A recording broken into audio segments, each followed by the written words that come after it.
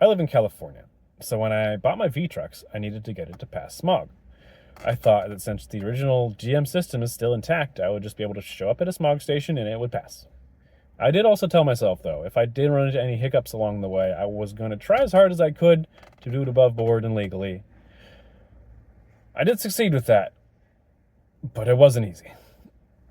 First time I took it to the shop, I explained to the guy there that this was a modified hybrid converted truck, but as far as I knew, it was done to California spec and the original GM system was still intact.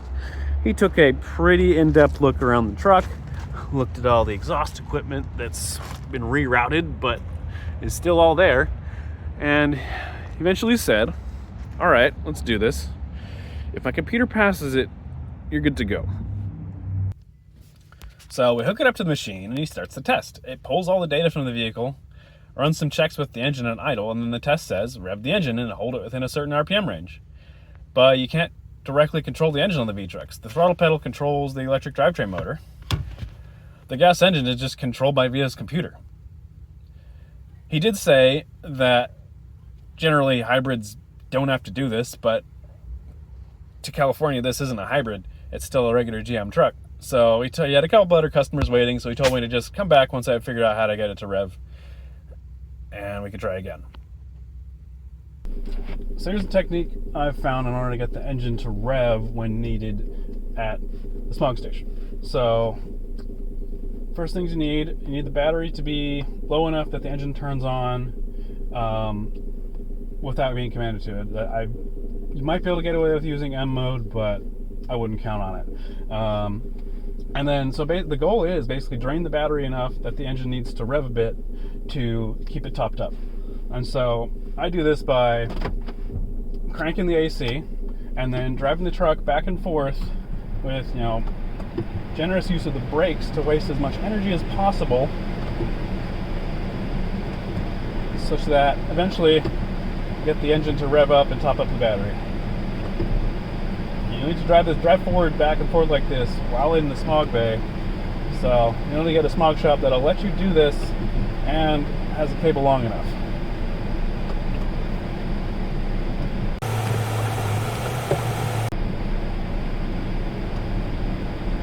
There we go. So this lasts for, I believe the requirement from the machine is 15 seconds, so this satisfies it. And then after this is the last part of the smog test, and should have been done at this point, but it wasn't. Now the reason that the test had failed was that two of the monitors were incomplete, the O2 sensors and the catalytic converter. Modern cars basically run their own smog test, and the smog check machine just reads the results from the ECU. I tried the normal drive cycle with my Mazda and was able to get all the monitors to run in less than half an hour of driving with a cold start. But I had driven the Vtrux a few hundred miles at this point, and these tests still had not completed, so I figured there must be something missing. I dug into the Mode 6 data, which gives you detailed information on these tests, and it showed that some of the required tests for O2 and catalyst had run, but not all of them. It also said that it had encountered the conditions for the tests multiple times, and yet it still was unable to complete the tests for whatever reason. I tried a few different things here. I tried driving on an extra flat ground with cruise control to ensure that the engine speed stayed constant. I even tried tricking it into thinking that its now non-existent torque converter was locked. But neither of these worked. So I finally decided to just rent the maintenance manual for this truck and see if it had any detailed information on the conditions for the tests. And sure enough, under the O2 sensor monitor and catalyst monitor, it said that those tests run in the deceleration fuel cutoff state, which normally happens in a regular car when you're just coasting in gear. But in the Vtrux, there's no transmission anymore. So when the engine throttle gets released, it just goes back to idle.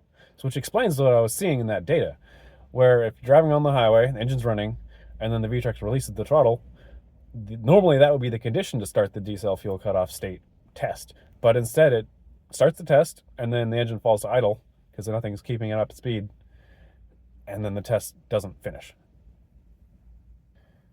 But this meant that in order for me to get these tests to run, I need to get the engine into the decel fuel cutoff state, which would mean back driving the engine with the generator motor so that it's at the correct speed that the engine would normally expect when it's coasting on the highway.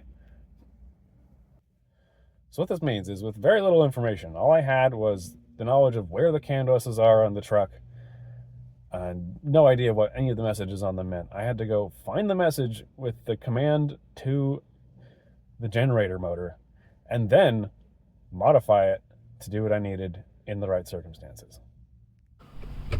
I was looking for a value in some CAN message that would correlate to a generator motor torque command. Start at 0, go positive for a little bit to start the engine, then go more and more negative as the generator makes more power.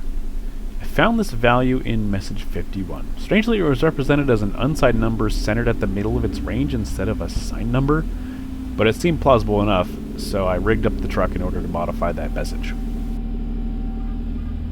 So here's the setup I've got here. This box here is the brain of the VIA part of the truck, and it connects to 3 different CAN buses, one of which is the GM CAN bus, and another one, this is the one that I've found that has the command to the generator on it. Now normally these just connect directly into the wiring harness of the truck, but as you can see, I've broken these out to different wires that I've added myself.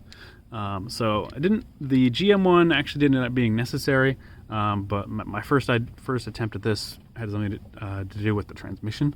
But this one here carries the signal for the generator torque command, and that goes into the cabin of the truck to a USB to CAN dongle into this laptop, where a script is running that forwards all of the messages directly to this other USB to CAN dongle back into that normal CAN bus, which is conveniently broken out to this white OBD connector down here, except for the torque command to the generator, which is modified when it goes to idle and when the script is engaged, such that it backdrives the motor to speed it up to simulate the diesel fuel cutoff state, as if you were coasting on the highway. Alright, so when you first turn on the engine, it surges the generator for a bit, I don't know, just to test it or something. And that kind of provides a nice example of what it would be doing on the highway. So while it's ramping up, I'm going to arm my script, and it's going to wait until the torque request from the generator motor goes back down to the idle level, and then it'll engage. So engine's operating like 16,000 RPM-ish, 1,500, 1,600.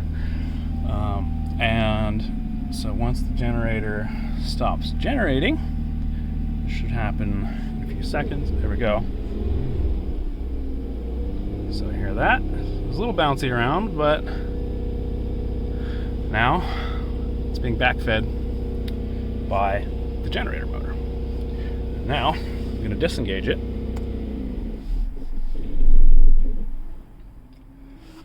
I don't know why it stops like that, but it restarts afterwards just fine, and everything still works afterwards, so hopefully that'll work when we actually have to do the actual test. Now that all had been proven out, it was time to actually take the truck out onto the highway to get the test to actually run. That check engine light and engine stalling did indeed seem to be just because the engine got into the diesel fuel cutoff state at a vehicle speed of 0, which should never normally happen. So once I got back out on the highway and ran the script, then the engine never stalled. On the highway, got my script engaged. Normally, we're approaching a downhill section here. Normally, the engine would just go to idle when you go downhill. But my script going down the hill. Generator power is down to 0. Engine RPM is 2,000 RPM. Generator power is still 0. We are on condition. And then, once we get back to flat ground, generator picks back up again. Alright. So I just refreshed the diagnostic report. When I was developing the generator backfeed system. I got a couple DTCs. They're in the confirmed state now, which I don't know if that matters for running the rest of these. But in the report, let's see, monitor tests, confirmed codes. Oh! The catalyst is done! Oxygen is not yet done, but the catalyst is done. It's never been done before. I didn't expect that to actually work. At this point, I knew that I was on the right path, and so I cleared the check engine light on the truck for a full reset, and then I was able to refine my technique a bit to get the tests to more consistently run. So the way I've found to do this is to approach a downhill section in cruise control like 65 and then drop it by 1, 2, 3, 4, 5, 6, 7, 8, 9, 10, 11, 12, 13, 14, 15, 16, 17, 18, 19, 20, down to about 45 miles an hour.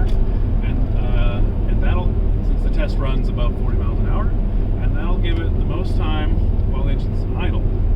And so the tests run by applying some amount of fuel in certain conditions to the engine. Normally it would be in constant speed because it would be attached to the transmission, but here it did a few blips here and there because the generator motor is applying a constant torque. Now it seems to have finished the tests.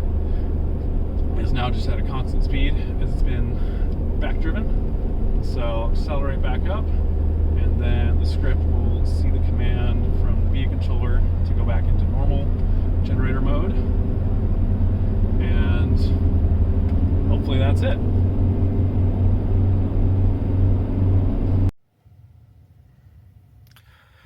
So after all that testing, the emission monitors are finally complete. This vehicle is ready for emissions testing. Catalyst is complete, which it never completed before on its own, and oxygen sensor is complete, which it never completed on its own before.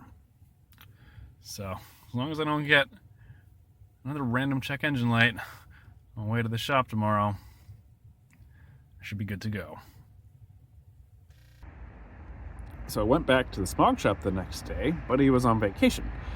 So I went to a couple other smog shops in town, and they both told me that since the truck was modified, they were not going to smog it. I would have to go to the California smog referee. One of the shops did point out that while the Vtrux has this separate test group and evaporative family specifically for VIA, what was missing was the CARB EO number. I guess VIA never got far enough to actually do this, and so they just left it blank. So I called up the smog referee, explained what was going on, told her the modifications were done by a company years before I bought the truck.